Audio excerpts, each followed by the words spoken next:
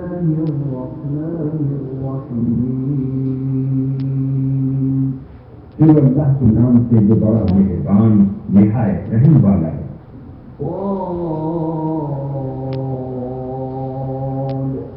والقرآن للذكر قسم ہے قرآن کی جو نصیحت دینے والا ہے کہ تم حق پر ہو۔ بل الذين كفروا في عزة وشقاق مگر جو لوگ کافر ہیں وہ غرور اور مخالفت میں ہیں۔ كم أهلكنا من قبلهم من قرن فنادوا ولا تحين مناص ہم نے ان سے پہلے بہت سی امتوں کو ہلاک کر دیا تو وہ عذاب کے وقت لگے فریاد کرنے اور وہ رہائی کا وقت نہیں تھا۔ وعجبوا أن جاءهم منذر منهم وقال الكافرون هذا ساحر كذاب اور انہوں نے تعجب کیا کہ ان کے پاس انہیں میں سے ہدایت کرنے والا آیا اور کافر کہنے لگے کہ یہ تو جادوگر ہے، جھوٹا۔ أجعل الآلهة إلها واحدا إن هذا لشيء عجاب کیا اس نے اپنے معبودوں کی جگہ ایک ہی معبود بنا دیا؟ یہ تو بڑی عجیب بات ہے۔ وانطلق الملأ منهم أن امشوا واصبروا على آلهتكم إن هذا لشيء يراد تو انہوں نے جو معزز تھے وہ چل کھڑے ہوئے اور بولے کہ چلو اور اپنے معبودوں کی پوجا پر قائم رہو، بے شک یہ ایسی بات ہے جس سے تم پر شرف و فضیلت مقصود ہے۔ ما سمعنا بهذا في الملة الآخرة إن هذا إلا اختلاق یہ پچھلے مذہب میں ہم نے کبھی سنی ہی نہیں، یہ بالکل بنائی ہوئی بات ہے۔ أأنزل عليه الذكر من بيننا بل هم في شك من ذكري بل لما يذوقوا عذاب کیا ہم سب میں سے اسی پر نصیحت کی کتاب اتری ہے؟ نہیں، بلکہ یہ میری نصیحت کی کتاب سے شک میں ہیں، بلکہ انہوں نے ابھی میرے عذاب کا مزہ نہیں چکھا۔ أم عندهم خزائن رحمة ربك العزيز الوهاب کیا ان کے پاس تمہارے پروردگار کی رحمت کے خزانے ہیں جو غالب اور بہت عطا کرنے والا ہے؟ أم لهم ملك السماوات والأرض وما بينهما فليرتقوا في الأسباب یا آسمانوں اور زمین اور جو کچھ ان میں ہے ان سب پر انہیں کی حکومت ہے، تو چاہیے کہ رسیاں تان کر آسمانوں پر چڑھ جائیں۔ جند ما هنالك مهزوم من الأحزاب یہاں شکست کھائے ہوئے گروہوں میں سے یہ بھی ایک لشکر ہے۔ كذبت قبلهم قوم نوح وعاد وفرعون ذو الأوتاد ان سے پہلے نوح کی قوم اور عاد اور نیکوں والا فرعون اور اس کی قوم کے لوگ بھی جھکا چکے ہیں۔ وثمود وقوم لوط وأصحاب الأيكة أولئك الأحزاب اور ثمود اور لوط کی قوم اور بن کے رہنے والے بھی یہی وہ گروہ ہیں۔ إن كل إلا كذب الرسل فحق عقاب ان سب نے پیغمبروں کو جھٹلایا تو میرا عذاب ان پر آ واقع ہوا۔ وما ينظر هؤلاء إلا صيحة واحدة ما لها من فواق یہ لوگ تو صرف ایک زور کی آواز سے جس میں شروع ہوئے پیچھے کچھ وقفہ نہیں ہوگا انتظار کرتے ہیں۔ وقالوا ربنا عجل لنا قسطنا قبل يوم الحساب اور کہتے ہیں کہ اے ہمارے پروردگار ہم کو ہمارا حصہ حساب کے دن سے پہلے ہی دے دے. اصبر على ما يقولون واذكر عبدنا داود ذا الأيد إنه أواب. اے پیغمبر یہ جو کچھ کہتے ہیں اس پر صبر کرو اور ہمارے بندے داؤد کو یاد کرو جو صاحب قوت تھے اور بے کو رجوع کرنے والے تھے. إنا سخرنا الجبال معه يسبحن بالعشي والإشراق. ہم نے پہاڑوں کو ان کے زیر فرمان کر دیا تھا کہ صبح شام ان کے ساتھ خدا پاک کا ذکر کرتے تھے. والطير محشورة كل له أواب. اور پرندوں کو بھی کہ جمع رہتے تھے سب ان کے فرما بردار تھے. وشددنا ملكه وآتيناه الحكمة وفصل الخطاب. اور ہم نے ان کی بادشاہی کو مستحکم کیا اور ان کو حکمت عطا فرمائی اور حکومت کی بات کا فیصلہ سکھایا. وهل أتاك نبأ الخصم إذ تسوروا المحراب. کیا تمہارے پاس ان جھگڑنے والوں کی بھی خبر آئی ہے جب وہ دیوار پھاند کر اندر داخل ہوئے؟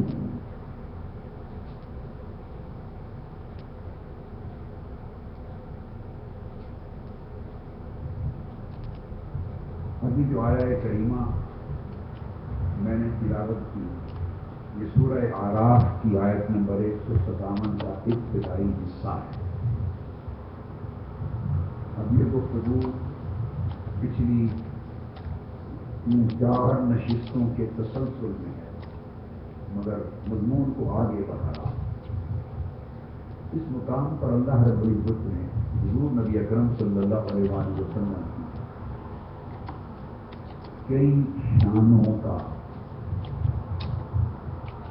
اور آپ کی عظمت رسالت کے کئی پہلوؤں اور کئی گوشوں کا ذکر فرمایا. آپ کی کئی صفات کا ذکر کیا گیا مگر موضوع کی مناسبت سے میں نے فقط ابتدائی حصہ تلاوت کیا جس میں آپ کی صفات جلیلہ میں سے ایک صفت کا بیان. ارشاد فرمایا جو لوگ اتباع کرتے ہیں پیروی کرتے ہیں اس رسول گرامی کی صلی اللہ علیہ وسلم جو نبی امی ہیں اور یہ وہ رسول گرامی اور نبی امی ہیں صلی اللہ علیہ وآلہ وسلم جن کا ذکر جن کے اوصاف جن کے کمالات جن کی صفات جن کے معجزات جن کے اخلاق اور جن کے احوال کا بیان یہ لوگ تورات اور انجیل ان 2 مقدس کتابوں میں بھی پڑھتے. یعنی آقا علیہ السلام وہ ہستی ہیں کہ جن کا ذکر فقط قرآن میں اور احادیث نبوی میں نہیں ملتا بلکہ آپ کی دنیا میں تشریف آوری کے قبل جو پہلی کتابیں انبیاء علیہ السلام اور رسول اکرام پر نازل ہو چکی تھی وہ بھی حضور علیہ السلام کے ذکر مبارک سے معقول. وہ جو ذکر آقا علیہ السلام کا پہلی کتب منزلہ میں تھا آسمانی کتابوں میں ان میں سب سے پہلا ذکر جو آقا علیہ السلام کی شان کا بیان کیا گیا وہ ہے یأمرہم بالمعروف وینہاہم عن المنکر. حضور نبی اکرم صلی اللہ علیہ وسلم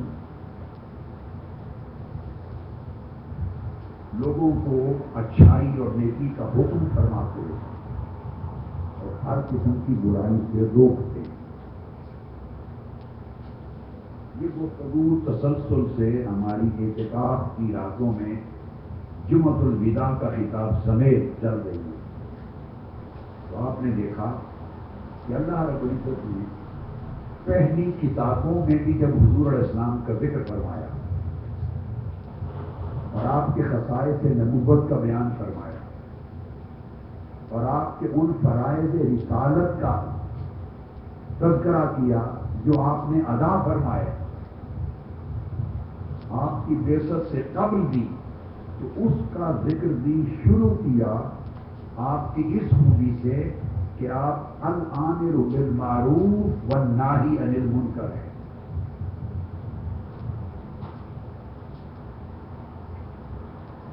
پھر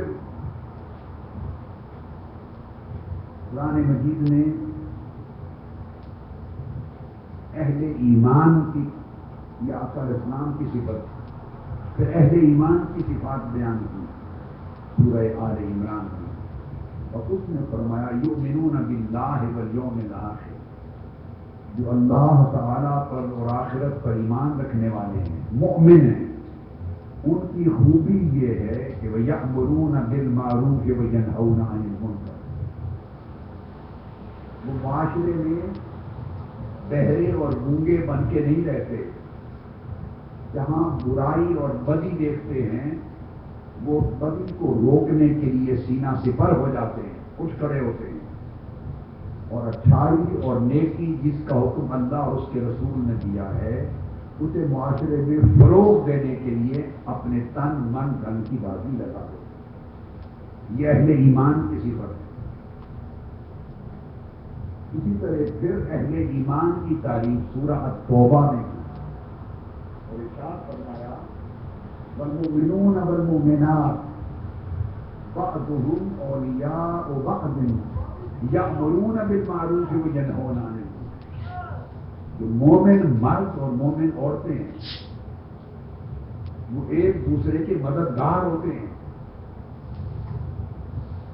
ایک دوسرے کے مددگار ہوتے ہیں، اور ان کی خوبی یہ ہوتی ہے مومن ہونے کی کہ وہ اچھائی کے فروغ کا فریضہ انجام دیتے رہتے ہیں۔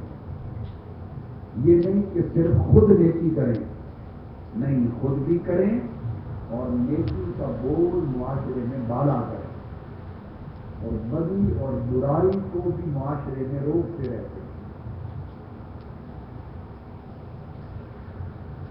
اب یہ خوبیاں بیان کر کے اللہ تبارک و تعالیٰ نے ایک بڑا خوبصورت مضمون قرآن مجید میں بیان کیا، بڑا جامع مضمون، وہ آپ کے لیے آج کی رات کا ایک خاص پیغام ہے، اور وہ سورہ توبہ کی آیت نمبر 111 اور 112 میں، بڑا پیارا مضمون۔ ارشاد فرمایا ان اللہ اشتری من المؤمنین انفسهم واموالهم بان لهم الجنہ، میں نے کبھی اپنے زندگی پوری زندگی میں خطاب میں نے لحن سے قرآن مجید کبھی نہیں پڑھا، آپ نے میری ہزار حقیقت کی، میں خطاب میں کبھی لحن سے قرآن مجید نہیں پڑھتا۔ آج چونکہ لحن سے قرآن پڑھا گیا اور مجلس سے قرآن ہے اور ہم نے سنا ہے تو میرے بھی ذوق میں آیا، چلو مجھے معاف کر دیجئے، میرے پاس نہ لحن نہ قرات نہ تجوید نہ فن، میں بیکار ہوں، میرے پاس کچھ نہیں ہے، بس ایسے اپنا رانجھا راضی کر رہا ہوں۔ ان اللہ اشتری من المؤمنین انفسهم واموالهم بان لهم الجنہ، کہ بے شک اللہ تعالیٰ نے اہل ایمان سے ان کی جانیں اور ان کے مال خرید لیے۔ اللہ پاک نے آپ سے آپ کی جانیں اور آپ کا مال اللہ رب العزت نے خرید لیا ہے۔ اب آپ اپنی جانوں کے مالک نہیں ہیں، سن لیں، اب آپ اپنے مال و دولت کے مالک بولیے ہیں۔ اگر تو مومن ہے، اگر تو مومن ہے تو پھر آپ نے اپنی جان و مال اللہ کے ہاتھ فروخت کر دیا، سودا ہو گیا۔ کس چیز کے عوض؟ بِأَنَّ لَهُمُ الْجَنَّةَ، اس نے آپ کی جان و مال لے کر اس کے عوض جنت دے دی، جنت دے دی. اور جان و مال جو آپ سے خرید لیے، اب وہ کس مقصد کے لیے خریدے اور آپ کے جان و مال کس کام پر لگانے کا حکم دیا؟ اس نے فرمایا يُقَاتِلُونَ فِي سَبِيلِ اللَّهِ فَيَقْتُلُونَ وَيُقْتَلُونَ. فرمایا میں نے تم سے جان و مال خرید لیے، اب تمہیں میری راہ میں لڑنا ہوگا، اب تمہیں میری راہ میں لڑنا ہوگا. اب مت ڈرو، جانیں تمہاری کہاں رہی ہیں؟ تم تو اپنی جانیں مجھے دے چکے ہو، مال تمہارے کہاں رہے ہیں کہ اب بخیلی کرو کہ جوتی کرو کہ کم ہو جائے گا، گھٹ جائے گا. کیا گھٹے گا؟ مال تو تمہارا رہا ہی نہیں ہے. تم جان و مال مجھے بیچ چکے ہو اور میں اس کے عوض جنت دے چکا ہوں. اب میری مرضی، میں تمہارا جان و مال جہاں چاہوں خرچ کراؤں، جہاں چاہوں خرچ نہ کروں. اور جن قوموں نے جان و مال کا سودا اللہ سے کیا اور اللہ کے کہنے اور حکم پر جان و مال خرچ کیے، ان قوموں میں انقلاب آ گئے، انقلاب آ گئے. ان قوموں سے بڑی بڑی شہنشاہتیں ختم ہو گئیں، بادشاہتیں ختم ہو گئیں، بڑے بڑے آمریت کے تخت الٹ گئے. صرف ایک راز سمجھ میں آ گیا کہ نہ جان ہماری ہے نہ مال، ہم نے اللہ کے ہاتھ بیچ دیا ہے. اب جہاں اللہ چاہے گا وہاں جان لگائیں گے، جہاں اللہ چاہے گا وہاں مال لگائیں گے. وَعْدًا عَلَيْهِ حَقًّا فِي التَّوْرَاةِ وَالْإِنْجِيلِ وَالْقُرْآنِ. اللہ پاک فرماتے ہیں یہ میرا تم سے وعدہ ہو گیا، پکا وعدہ ہو گیا ہے. اور یہ وعدہ آج کا نہیں، یہ وعدہ میں نے تورات میں بھی اتارا تھا. یہ سودا اس وقت بھی کیا تھا بنی اسرائیل میں جو اہل ایمان ہیں اور اپنی جان و مال مجھے بیچنا چاہتے ہیں. تو رب نے فرمایا تھا میں خریدار ہوں. کچھ نصیب ہیں وہ لوگ جنہیں خدا جیسا خریدار مل جائے. خدا خریدار بن گیا.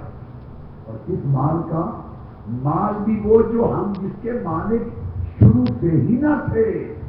بھئی جان ہماری تھی کب؟ جان دی ہوئی اسی کی تھی. حق تو یہ ہے کہ حق ادا نہ ہوا. بھئی جان بھی تو اسی نے دی تھی، پیدا بھی اسی نے کیا تھا. ہم تو نطفہ تھے، نطفہ بھی اسی کی توفیق سے آیا تھا. گوشت پوست بھی اسی نے دیا تھا. استخوان ہڈیوں کا ڈھانچہ بھی اسی نے دیا تھا.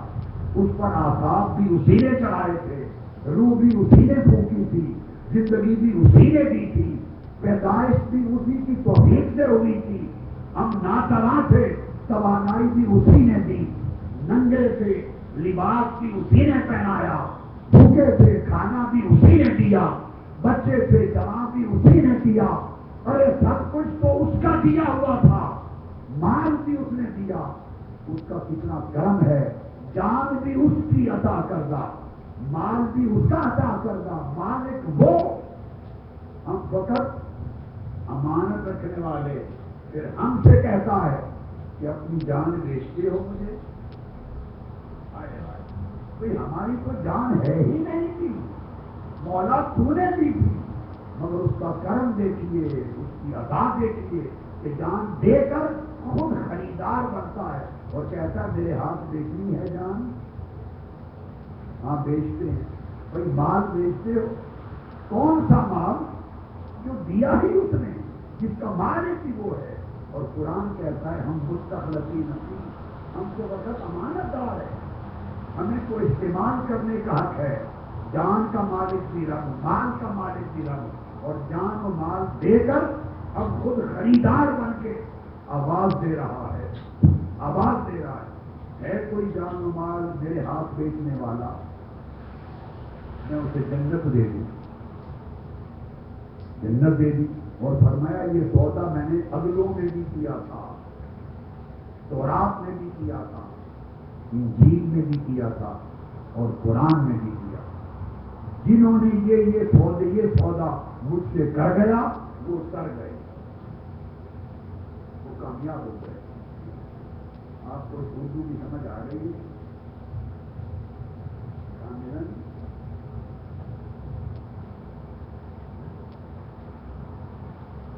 نہیں آ رہی، عربی میں خطاب کر دوں آپ کو، سمجھ آ رہی؟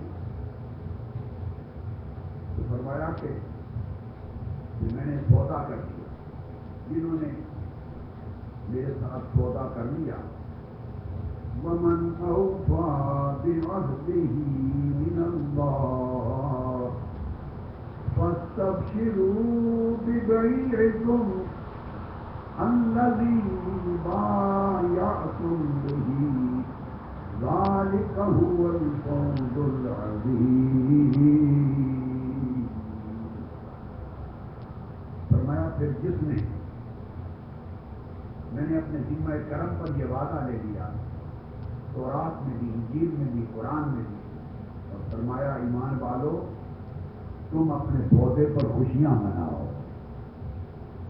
اب تم جس نے یہ وعدہ پورا کر لیا، فَاسْتَبْشِرُوا بِبَيْعِكُمْ، اس سودے پر خوشیاں مناؤ جو تم نے میرے ساتھ سودا کیا ہے، میری جان و مال کو بیچا ہے، اس پر خوشیاں مناؤ، یہ بڑی کامیابی ہے۔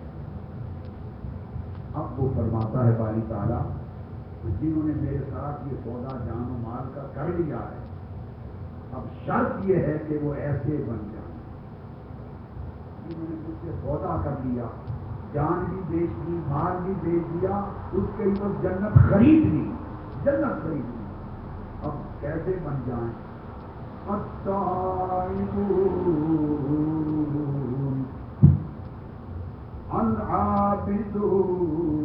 العابدون الحامدون السائحون الراكعون الساجدون الآمرون بالمعروف والناهون عن المنكر والحافظون لحدود الله وبشر المؤمنين۔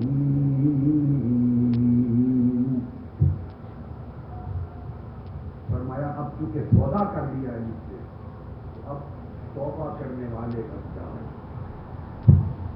اعتکاف میں آنے والوں اور اللہ سے یہ سودا کرنے والوں، اللہ سے سودا کیا ہے یا نہیں؟ بولیے کیا ہے یا نہیں؟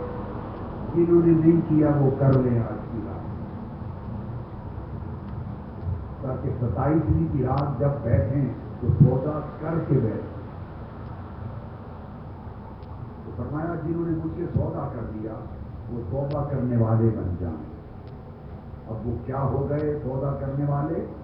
تائبین ہو گئے، توبہ کرنے والے ہو گئے، عابدین ہو گئے، عبادت گزار بن گئے، وہ اللہ کی حمد و ثنا کرنے والے بن گئے، وہ دنیا کی لذتوں سے کنارہ کش ہونے والے بن گئے، وہ روزے دار بن گئے، وہ خشوع و خضوع سے رکوع کرنے والے بن گئے، وہ اللہ کے قرب کی تلاش میں سجدہ ریزیاں کرنے والے بن گئے، وہ نیکی کا حکم دینے والے بن گئے، وہ بدی اور برائی کو روکنے والے بن گئے، وہ اللہ کی حدود کی عبادت کرنے والے بن گئے۔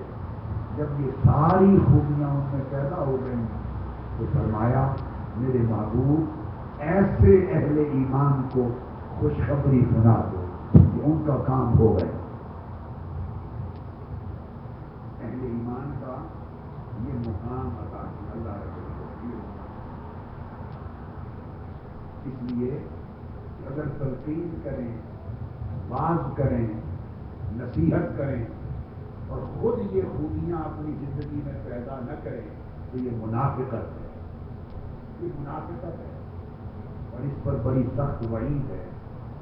حضرت اسامہ بن زید رضی اللہ تعالیٰ عنہ روایت کرتے ہیں اور صحیح بخاری اور مسلم میں متفق ہے، قال سمعت برسول اللہ صلی اللہ علیہ وسلم یقول یجاء برجل فیطرح فی النار فیطحن فیہا کطحن الحمار برحاہ۔ آقا اسلام نے فرمایا قیامت کا دن ہوگا، ایک شخص کو لایا جائے گا قیامت کے دن اور اسے دوزخ میں پھینک دیا جائے گا، دوزخ اونٹے منہ پھینک دیا جائے گا، اور پھر وہ دوزخ میں گر کر اس دوزخ میں اس طرح گھومے گا، چکر لگائے گا جیسے چکی چلانے والا گدھا ارد گرد گھومتا ہے اپنی چکی سے۔ دوزخ کی آگ میں جلے گا، چکر لگائے گا چکی چلانے والے گدھے کی طرح۔ وہ شخص وَيُصِيبُ بِهِ أَهْلُ النَّارِ، باقی دوزخی اسے دیکھ کر اس کے ارد گرد جمع ہو جائیں اور وہ کہیں گے تو یقولون اے فلان، تو تم تو فلاں شخص نہیں ہو، تم تو فلاں شخص نہیں ہو، کہے گا ہاں وہی شخص۔ وہ کہیں گے، ایک اور حدیث کا مضمون ملا رہا ہوں، تم تو وہ شخص ہو تو تم تو لوگوں کو نیکیوں کا حکم دیتے تھے، تم یہاں کیسے آ گئے؟ الست كنت تأمر بالمعروف وتنهى عن المنکر، کیا آپ وہی شخص نہیں جو معاشرے میں لوگوں کو نیکی کا حکم دیتا تھا اور برائیوں سے روکتا تھا؟ تو یقول، وہ کہے گا ہاں میں وہی شخص ہوں، مگر یہاں دوزخ میں کیسے آپ پہنچے؟ وہ کہے گا انی کنت أأمر بالمعروف ولا أفعله وأنهى عن المنکر وأفعله۔ دوزخ میں اس لیے آیا کہ میں لوگوں کو نیکیوں کا سبق دیتا تھا، حکم دیتا تھا، مگر خود نیکی کرتا نہیں تھا، لوگوں کو گناہوں سے روکتا تھا، برائی سے منع کرتا تھا، مگر خود وہ برائیاں کرتا تھا۔ میری بدعمالیاں مجھے کھینچ کر آج دوزخ کی ذلتناک انجام تک لے آئی۔ لوگوں اپنے اعمال و احوال کی اصلاح کر لو۔ میرے جتنے بھائی اور بیٹے ہیں، ادھر جتنی بہنیں اور بیٹیاں بیٹھی ہیں ادھر اعتکاف گاہ میں، سب لوگ ان 10 دنوں میں اللہ کے حضور اپنی جان و مال کا سودا کر کے جائیے اور اس کے ساتھ یہ طے کر کے جائیے کہ جس نیکی کو معاشرے میں پھیلانے کا عزم لے کے جا رہے ہیں، اس نیکی کو معاشرے میں پھیلانے سے قبل اپنی زندگی میں، اپنی جان میں نافذ کر دو، اور معاشرے سے جس بدی کو مٹانا ہے اس بدی کو پہلے اپنی زندگی سے مٹا دو۔ یہی وجہ ہے کہ رنگی حدیث پاک میں حضور علیہ الصلوۃ والسلام نے مزید ارشاد فرمایا، بنی اسرائیل کے علماء کا ذکر کرتے ہوئے عبداللہ ابن مسعود رضی اللہ تعالیٰ عنہ حدیث کے راوی آپ فرماتے ہیں قال قال رسول اللہ صلی اللہ علیہ وسلم لما واقع، آپ دیکھیے معاشرے میں جن کے ذمے کا وہ علماء ہوں، کا وہ رؤساء ہوں، وہ زعماء ہوں، وہ اساتذہ ہوں، وہ والدین ہوں، وہ لیڈر ہوں، وہ معاشرے کے ذمہ داران جوان ہوں، جنہیں اللہ نے علم دیا، شعور دیا، طاقت دی، ہمت دی، استطاعت دی کہ وہ معاشرے میں نیکی کا علم بلند کر سکیں اور بدی کو مٹانے کی جد و جہد کر سکیں، وہ سارے اس حدیث رسول کے مخاطب ہیں۔ آقا نے سنایا لما وقعت بنو اسرائیل فی المعاصی نہتهم علماءهم فلم ينتهوا جب بنی اسرائیل جب وہ کثرت کے ساتھ گناہ کرنے لگے اور ان کے شہروں میں برائیاں پھیل گئیں، ظلم پھیل گئے، بدی پھیل گئی، خیانت پھیل گئی، لوٹ مار پھیل گئی، کرپشن پھیل گئی، جب گناہوں کی کثرت ہو گئی تو ان کے علماء نے ان کو گناہوں سے روکا، انہیں روکا، منع کیا کہ گناہ نہ کرو۔ مگر کیا ہوا؟ فلم ينتهوا،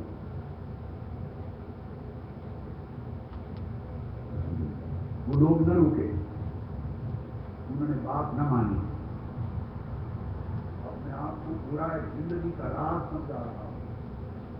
آپ بھی کہہ سکتے ہیں کہ ہم بہت سمجھایا ہم نے لوگوں کو، انہوں نے ہماری بات نہ مانی۔ تو آقا علیہ السلام، یہ آج کا مسئلہ نہیں ہے، یہ بنی اسرائیل کو بھی یہ حالات کرتے تھے، یہ یہود و نصارہ پہلی امتوں کو بھی یہ حالات کرتے تھے، پہلے معاشروں اور نسلوں کو بھی یہ حالات کرتے تھے۔ جب انہوں نے ان کی بات نہ سنی تو انہوں نے کیا کیا؟ فجالسوہم فی مجالسہم، تو یہ ڈھیلے پڑ گئے، سست پڑ گئے، کمزور ہو گئے منع کرنے والے، اور پھر آہستہ آہستہ خود ان کی مجلسوں میں بیٹھنے لگے۔ خود تو گناہ نہیں کرتے تھے مگر ان کے ہم نشین ہو گئے، ان کی مجلسوں میں بیٹھنے لگے۔ وَوَاقَرُوهُمْ وَشَارَبُوهُمْ، اور پھر ان کے ساتھ مل کر کھانے پینے لگے۔ جب یہ عمل شروع ہو گیا، فَضَرَبَ اللَّهُ قُلُوبَ بَعْضِهِمْ بِبَعْضٍ، اللہ تعالیٰ نے ان کے سارے لوگوں کے دل آپس میں خلط ملط کر دیے۔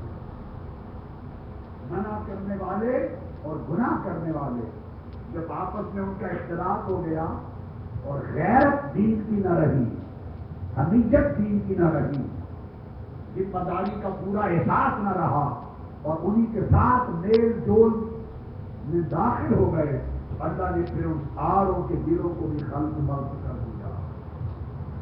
اور پھر وَلَعَنَهُمْ عَلَىٰ لِسَانِ دَاوُودَ وَعِیسَىٰ ابْنِ مَرْیَمَ ذَلِکَ بِمَا عَصَوْا وَکَانُوا یَعْتَدُونَ، پھر اللہ پاک نے حضرت داؤد اور حضرت عیسیٰ کی زبان سے ان پر لعنت بھیجی، لعنت بھیجی، اور یہ ان کے اس جو کچھ وہ کرتے تھے اس نافرمانی میں اتنا تجاوز، حد سے تجاوز کر گئے تھے، اس وجہ سے اللہ نے لعنت بھیجی نبیوں کی زبان سے۔ جب آقا علیہ السلام یہاں تک پہنچے، بیان فرما رہے ہیں، جب اس نقطے تک پہنچے، حضرت عبداللہ ابن مسعود فرماتے ہیں آقا علیہ السلام ٹیک لگا کے بیٹھے تھے تکیے کے ساتھ۔ جب یہ واقعہ بنی اسرائیل پر سنا رہے تھے تو ٹیک لگا کے بیٹھے تھے، جب یہاں تک پہنچے تو آقا علیہ السلام نے تکیہ چھوڑ دیا اور اٹھ کے سیدھے ہو کے بیٹھ گئے۔ وقال لا کان متکئا، وقال لا والذی نفسی بیدہ حتی تعثروہم علی الحق اثرا، اٹھ کے بیٹھ گئے اور جلال میں آ گئے اور فرمانے لگے اگر تم بھی اپنے معاشرے کے لوگوں کو بدی، برائی، ظلم، ناانصافی، قتل و غارت گری، دہشت گردی، لوٹ مار، خیانت، کرپشن، حق تلفی، ان گناہوں سے نہیں روکو گے، اور اگر وہ تمہارا کہنا نہ مانے تو تم انہیں برداشت کر لو گے اور اٹھو گے نہیں ظلم کے خلاف، بدی کے خلاف، برائی کے خلاف، بدی کو معاشرے سے، ظلم کو معاشرے سے بچانے کے لیے پھر سینہ سفر ان کے خلاف اگر نہیں ہو جاؤ گے تو آقا السلام نے فرمایا خدا کی قسم جس کے قبضہ قدرت میں میری جان ہے، تمہارا یہ فرض اس وقت تک ہے جب تک پھر تم قوت بازو سے ان گناہ اور ظلم کرنے والوں کو ظلم سے پھیر نہ دو، جب تک حالات کو بدل نہ دو، آرام سے بیٹھنا تمہارا اسی طرح گناہ ہوگا جیسے گناہ کرنے والوں کا اپنا ہوگا۔ یہ ذمہ داری آقا علیہ السلام نے فرمائی۔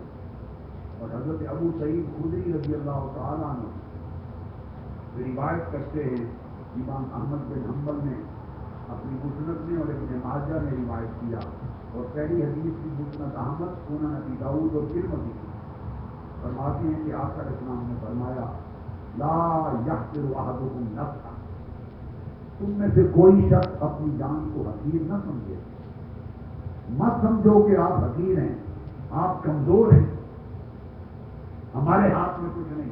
میں آپ سے پوچھتا ہوں، دنیا کے کسی ملک کی ایک مثال دے دیں، کسی ایک ملک کی جہاں امیروں کی ضرورت ہو انقلاب، بولیے انقلاب تاریخ میں کبھی امیروں کی ضرورت نہیں رہا، انقلاب بڑیروں کی ضرورت نہ تھا نہ ہے، جاگیرداروں کی ضرورت نہ تھا نہ ہے، ظالموں طاقتوروں کی ضرورت کبھی نہ تھا نہ ہے۔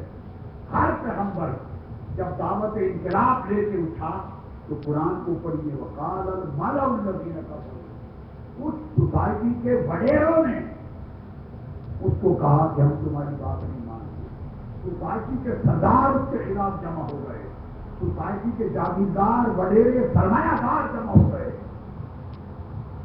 کبھی بھی کسی پیغمبر کی دعوت پر وقت کے فرعون نے لبیک نہیں کہا، وقت کے قارون نے لبیک نہیں کہا، وقت کے حامان نے لبیک نہیں کہا، اور کبھی حسین کی دعوت پر وقت کے یزید نے لبیک نہیں کہا۔ بھائی جو لوگ طاقتور ہیں، فاسق ہیں، فاجر ہیں، وڈیرے ہیں، جن کے ہاتھ میں مال و دولت ہے، لوگوں کی عزت سے کھیلتے ہیں، خون سے کھیلتے ہیں، ان کی تو پانچوں بھیڑیں ہیں، ان کا تو کچھ بگڑا نہیں۔ وہ انقلاب کے لیے اپنے آپ کو تکلیف میں کیوں ڈالے؟ تبدیلی انقلاب ان کی ضرورت نہ تھی، یہ ہمیشہ غریبوں کی ضرورت تھی، کمزوروں کی ضرورت تھی، محتاجوں کی ضرورت تھی، یتیموں کی ضرورت تھی، غلاموں کی ضرورت تھی، ہمیشہ کمزوروں کی ضرورت رہی انقلاب۔ آقا علیہ السلام نے فرمایا تم لوگ اپنی جان کو ہلکا نہ جانا کرو کہ ہم غریب ہیں، کمزور ہیں، مزدور ہیں، محنت کش ہیں، طالب علم ہیں، علماء ہیں، امام ہیں، خطیب ہیں، ہم طاقتور لوگ نہیں، ہم کچھ نہیں کر سکتے، نہیں۔ آقا علیہ السلام نے فرمایا خبردار، اپنے آپ کو حقیر، کمزور اور ہلکا نہ سمجھو، تم ہی طاقتور ہو، تم ہی طاقتور ہو، قرآن تمہیں طاقت دینا چاہتا ہے۔ انقلاب مستضعفین کی ضرورت ہے، مستضعفین جہاد، تم طاقتور بنو۔ آقا نے فرمایا کمزور نہ سمجھو۔ اب صحابہ کرام نے پوچھا قالوا یا رسول اللہ کیف یحقر احدنا نفسہ، ہم میں سے کوئی شخص اپنے آپ کو حقیر کیسے جان سکتا ہے؟ حقیر کیسے ہم میں سے کوئی شخص اپنی جان کو، اپنے آپ کو حقیر جانے گا؟ آقا علیہ السلام نے فرمایا جواب سن لو، قال یرا امرا للہ علیہ فی مقام ثم لا یقول فی، اپنی جان کو حقیر وہ شخص سمجھتا ہے جو دیکھتا ہے بدی ہو رہی ہے، برائی ہو رہی ہے، گناہ ہو رہا ہے، ظلم ہو رہا ہے، اس کو دیکھے اور اس شخص کو اللہ کا حکم بھی معلوم ہو کہ یہ غلط ہے، یہ غلط ہے، یہ گناہ ہے، یہ ظلم ہے، اس کو روکنا میرا فرض ہے، یہ بھی معلوم ہو، اور پھر بھی چپ رہے، پھر بھی چپ رہے، خاموش رہے، اس کے لیے زبان اور عمل کا جہاد نہ کرے، اس کے خلاف نہ اٹھے، تو فرمایا جب وہ چپ رہے گا تو اس کا مطلب ہے اس نے اپنے آپ کو حقیر جانا، اور اس کا کیا حشر ہوگا؟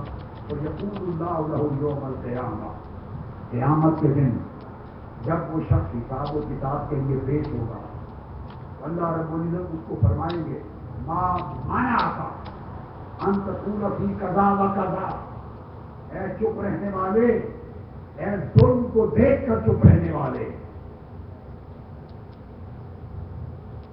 اے گناہ کو دیکھ کر چپ رہنے والے، اللہ کے دین سے ہوتی ہوئی بغاوت کو دیکھ کر چپ رہنے والے، غریبوں پیسے ہوئے، مستضعفین کمزوروں پر ظلم و جبر ہوتے ہوئے دیکھ کر، قوم کا خزانہ لٹے ہوئے دیکھ کر، جھوٹ اور زجر و فریب ہوتے ہوئے دیکھ کر، اے چپ رہنے والے، تمہیں کس نے روکا تھا ان معاملات میں تو کھڑا کیوں نہیں ہوا؟ تم نے آواز بلند کیوں نہیں کی؟ اپنا فرض ادا کیوں نہیں کیا؟ آقا علیہ السلام نے فرمایا اللہ پاک قیامت کے دن اسے یہ فرمائیں گے کہ یہ فریضہ کیوں نہیں ادا کیا؟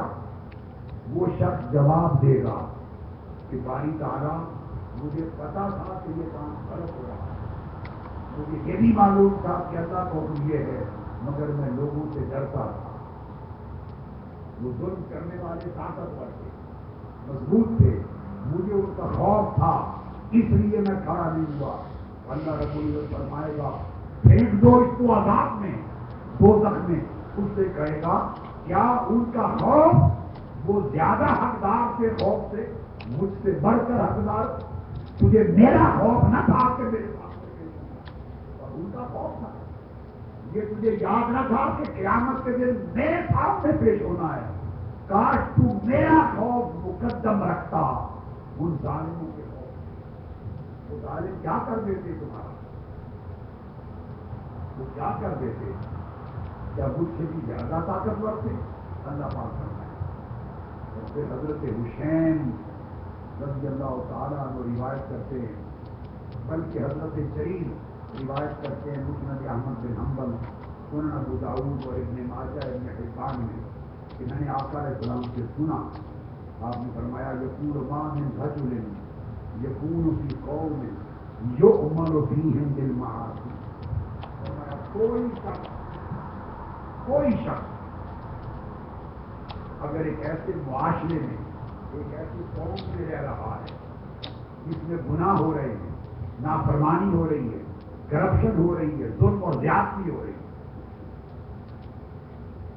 کوئی شخص اس سوسائٹی میں رہ رہا ہے، یقدرون علی ان یغیروا علیہ، اور پھر اگر وہ سارے لوگ مل جائیں، 1 کروڑ نمازی بن جائیں،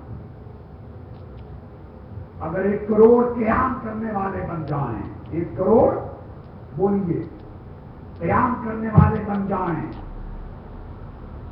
اور وہ کھڑے ہوں اور وہ حالات کو بدلنے پر طاقت رکھتے ہوں، اور پھر بھی نہ اٹھیں اور حالات کو نہ بدلیں، تو فرمایا الا اصابہم اللہ بعذاب من قبل ان یموتوا، اللہ تعالیٰ اس قوم کے لوگوں کے مرنے سے پہلے انہیں اپنے عذاب کے اندر گیر دے، ان پر عذاب آئے، مرنے سے بھی پہلے عذاب آئے، اور عذاب سے وہی معاشرے بچیں گے جو موت سے پہلے اٹھ کھڑے ہوں، اور ظلم کے خاتمے کے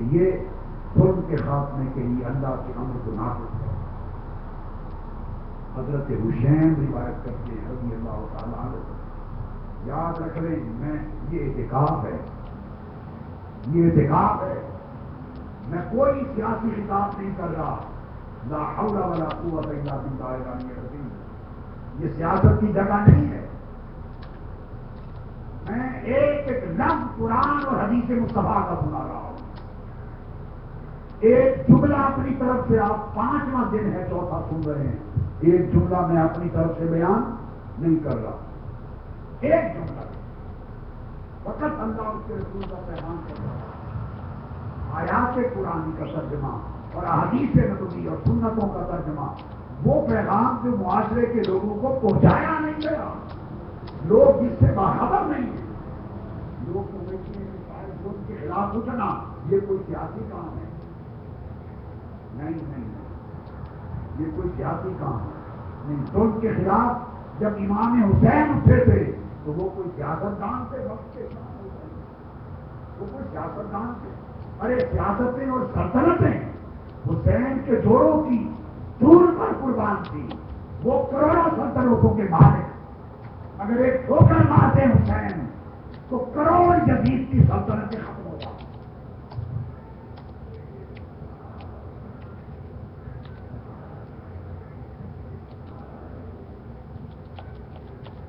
اور میں جب سب کو کہتا ہوں کہ بھائی بوڑھے جوان اور بیٹے بھی جائیں حق کی سربلندی کے لیے اٹھیں، اور بہنیں بیٹیاں بھی جائیں، یہ سنت حسین ہے، جب امام حسین جاتے ہیں حق کا سر کو سر بلند کرنے اور ظلم کا راستہ روکنے کے لیے، تو سیدہ زینب سے لے کر سیدہ سکینہ تک، امام زین العابدین سے لے کر علی اکبر و علی اصغر کو ساتھ لے کر جاتے ہیں.